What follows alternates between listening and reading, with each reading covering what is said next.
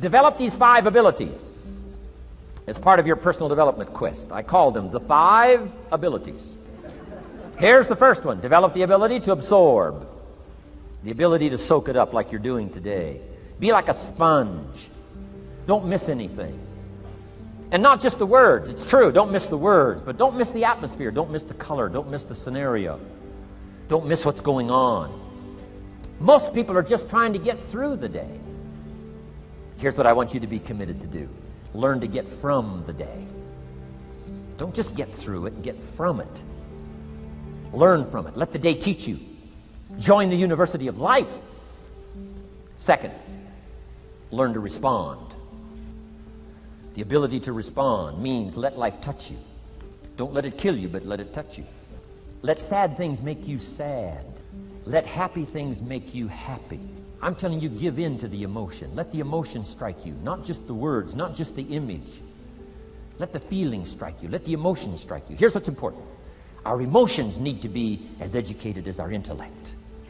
Our emotions need to be educated as well as our intellect. It's important to know how to feel. It's important to know how to respond. It's important to let life in, let it touch you. We've covered the first 2 abilities in the personal development quest. One is the ability to absorb, don't miss anything, pay attention. Good watchword for the 90s, pay attention. Things are moving so fast these days, you got to pay attention, pick it up, soak up the colors, soak up the sounds, soak up what's going on. Second, respond, let life touch you. Let the emotions affect you as well as the sights. Now here's the third ability. Develop the ability to reflect. Reflect means go back over. Study it again. Go back over these notes that you're taking today. Go back through the cassettes one more time. Read the text one more time. But there's more to it than that. Go back over your day. Take a few hours at the end of the week. Call time to reflect. Go back over your day timer. Go back over your calendar. Go back over your appointment book. Where did you go and who did you see and how did it feel and what went on? Capture that week. A week is a pretty good chunk of time. Next, take half a day at the end of the month. Call time to reflect. And do the same thing again. Go back over what you read. Go back over what you heard. Go back over what you saw. Go back over the feelings to capture it so that it serves you.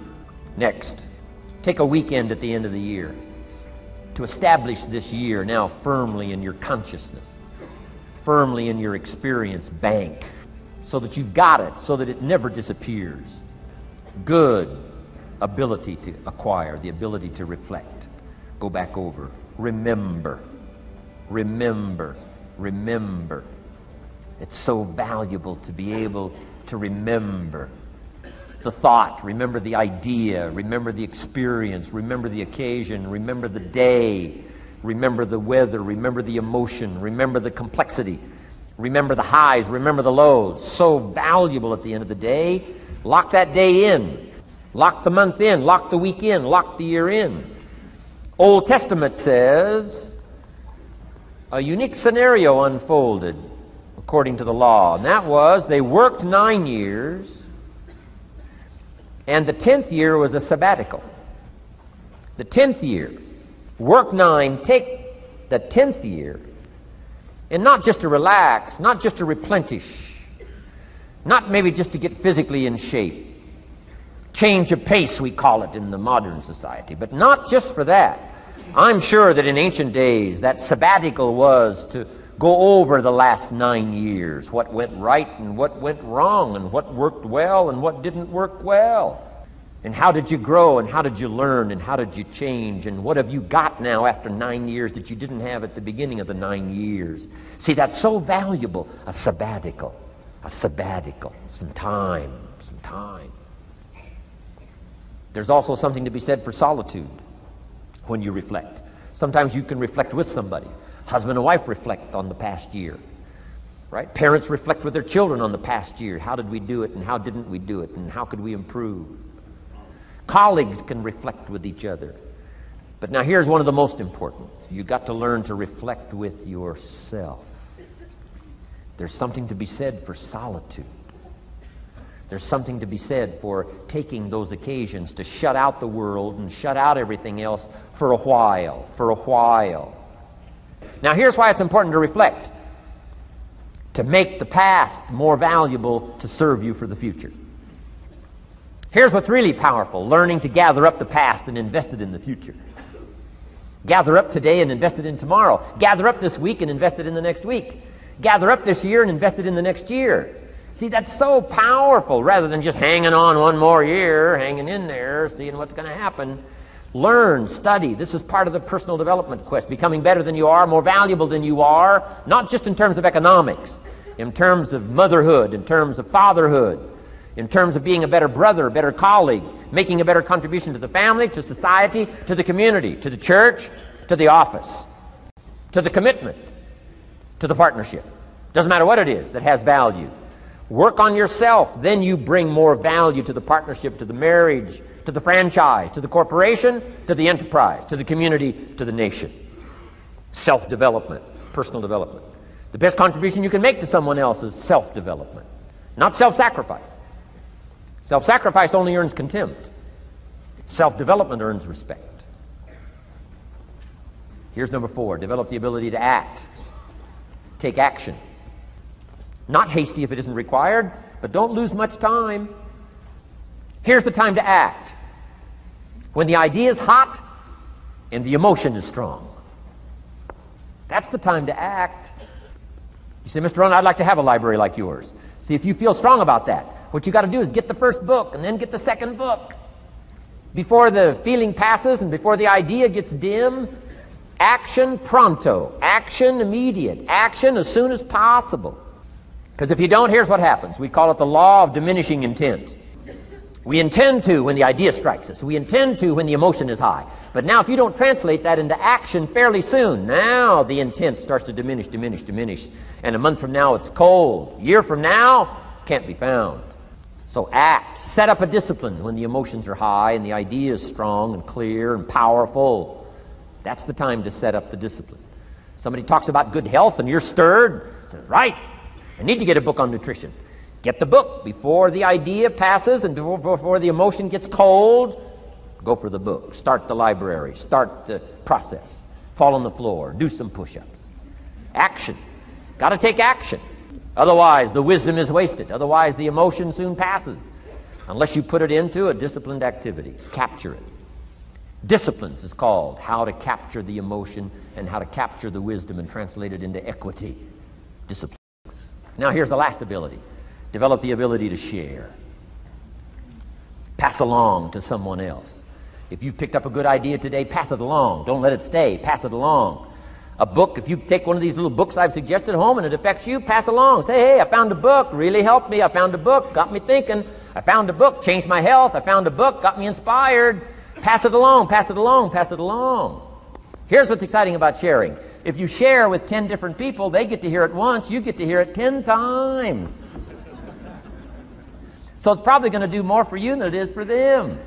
But it's called what? Everybody wins. When somebody shares, everybody wins.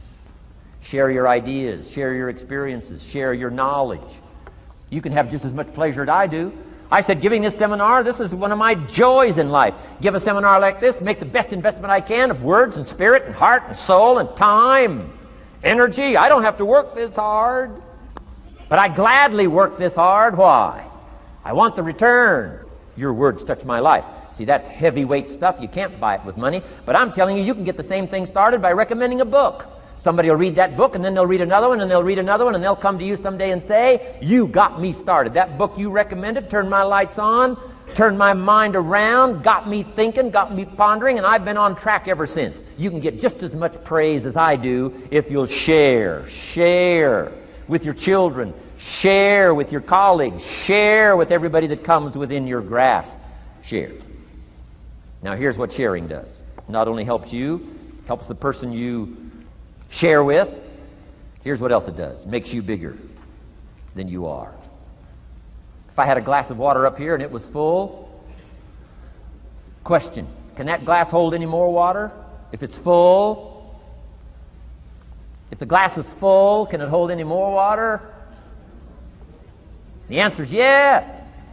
But for it to hold more, you got to pour out what's already in.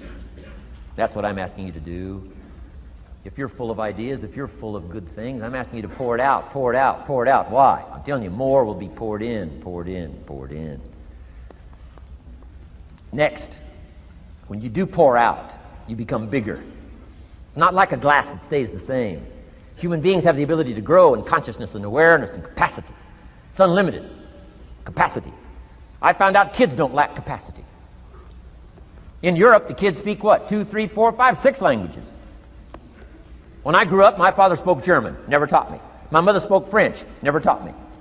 They were trying to get away from all the old world languages back then. Had no concept how valuable languages were going to be in the future. Just didn't know. So they abandoned the German, abandoned the French. I could have learned all 3 languages instead of just English.